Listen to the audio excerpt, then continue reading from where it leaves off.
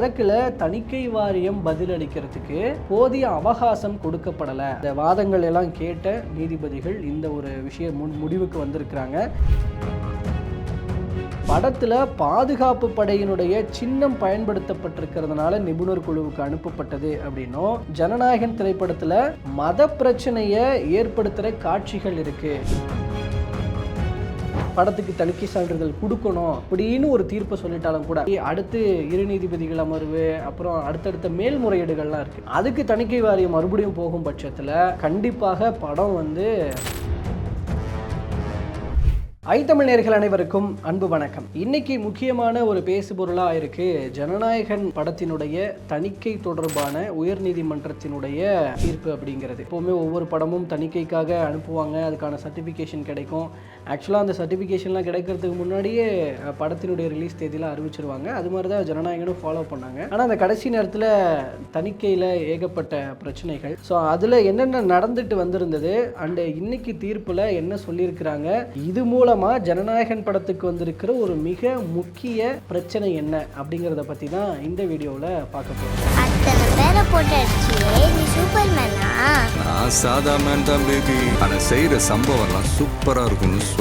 முதலாவதாக படத்தினுடைய அப்ளை பண்ணது அப்படிங்கிறது டிசம்பர் 19ஆம் தேதி வாக்கில் அது அப்ளை பண்ணியிருந்திருக்கிறாங்க.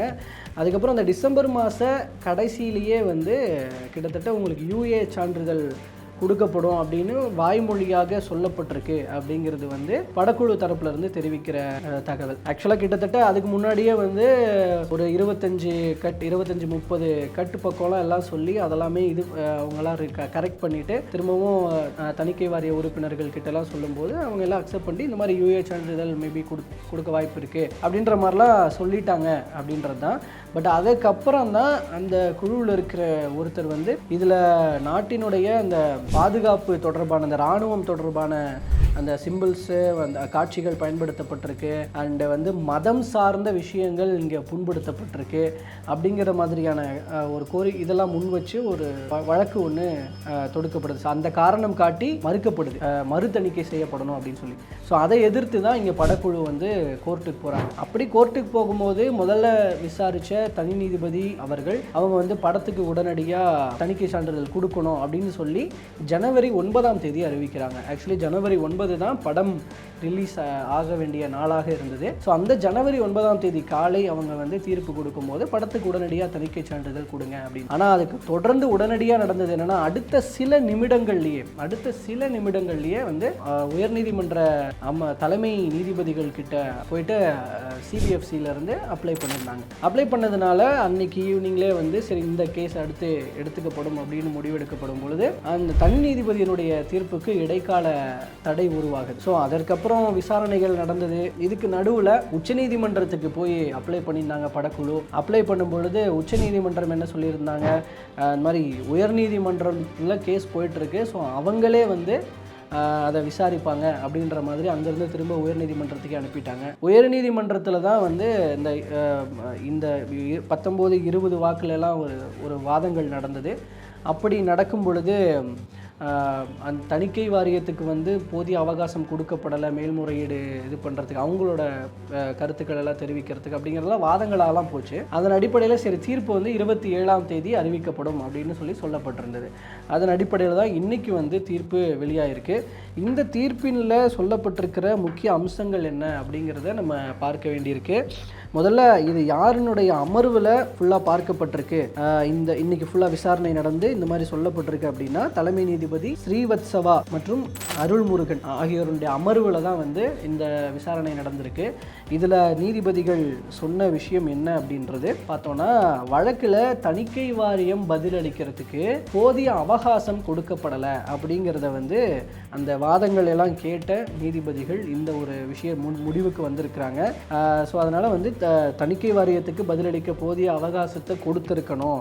உயர்நீதிமன்றம் இந்த முறை, அதாவது இப்போ திரும்பவும் விசாரணை நடத்தப்பட இருக்கு, ஸோ அதனால இந்த முறை தணிக்கை வாரியத்துக்கு உரிய அவகாசம் கொடுக்கணும் அப்படின்னு உத்தரவிடப்பட்டிருக்கு. அது மட்டும் இல்லாம இதுல முக்கியமா படத்துல இடம்பெற்ற காட்சிகள் படத்துக்கு எதிராக போனது அப்படின்ற அந்த வகையிலான காட்சிகள் என்ன அப்படிங்கறதையும் நோட்டிஃபை பண்றாங்க. அதுல பார்க்கும் பொழுது படத்துல பாதுகாப்பு படையினுடைய சின்னம் பயன்படுத்தப்பட்டிருக்கிறதுனால நிபுணர் குழுவுக்கு அனுப்பப்பட்டது அப்படின்னும், ஜனநாயகன் திரைப்படத்தில் மத பிரச்சனையை ஏற்படுத்துகிற காட்சிகள் இருக்கு அப்படின்னு இதில் வந்து குறிப்பிட்டிருக்கிறாங்க. அதாவது வெளிநாட்டு சக்திகள் நம்ம இந்தியாவுக்குள்ள ஒரு மத பிரச்சனையை தூண்டுவது போலான ஒரு காட்சிகள் வந்து வைக்கப்பட்டிருக்கு. இது வந்து இந்தியாவினுடைய பாதுகாப்புக்கு அச்சுறுத்தலான, இறையாண்மைக்கு அச்சுறுத்தலான மத பிரச்சனையை கிரியேட் பண்ணக்கூடிய ஒரு பிரச்சனையாக பார்க்கிறாங்க நீதிபதிகள். இதை வந்து நோட்டிஃபை பண்ணியிருக்கிறாங்க. ஜனநாயகன் திரைப்படத்தில் மத பிரச்சனையை ஏற்படுத்தும் காட்சிகள் இருக்கு. வெளிநாட்டு சக்திகள் இந்தியாவில் மத பிரச்சனையை ஏற்படுத்தும் வசனம்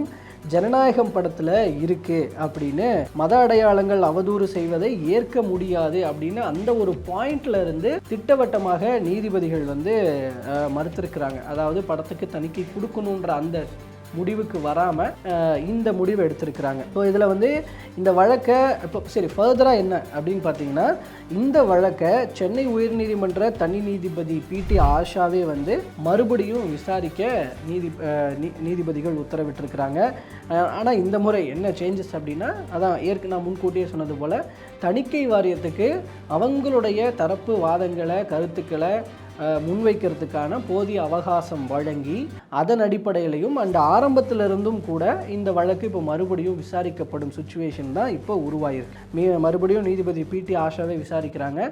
ஸோ இந்த முறை தலைமை நீதிபதிகள் சொல்லி இந்த மாதிரியான ஒரு ஆங்கிள்ஸ்லாம் உருவாகி இதற்கப்புறம் தனி நீதிபதி அவர்கள் விசாரிக்கிறது அப்படிங்கிறது வந்து கண்டிப்பாக கொஞ்சம் இதுக்கு முன்னாடி நீதிபதி ஆஷா அவர்கள் வந்து இதே மாதிரியான இதுக்கு முன்னாடி எடுத்த மாதிரியான ஸ்டாண்டே தான் எடுப்பாங்களா, ஐ மீன் அந்த விசாரிக்கும் விதமாக இருக்கட்டும், தீர்ப்பாக இருக்கட்டும், என்ன இருக்க போகுது அப்படிங்கிறது இதன் மூலமாக அடுத்து ஒரு ஒரு ஒரு பெரிய எதிர்பார்ப்பை ஏற்படுத்தி இருக்கு. ஸோ இப்படி பண்ணுறதுனால இப்போ மீண்டும் தனி நீதிபதியினுடைய விசாரணை போகணும் அப்படின்னு சொல்லியிருக்கிறாங்க. இதுக்கப்புறம் அவங்க திரும்பவும் அவங்க விசாரித்து படத்துக்கு தணிக்கை சான்றிதழ் கொடுக்கணும் அப்படின்னு ஒரு தீர்ப்பை சொல்லிட்டாலும் கூட, பட் அதை சொல்கிறதுக்கே சில நாட்கள் எடுக்கும். ஏன்னா விசாரணைகள்லாம் முடிஞ்சு அதுக்கப்புறம் தான் அந்த தீர்ப்பு வரும்.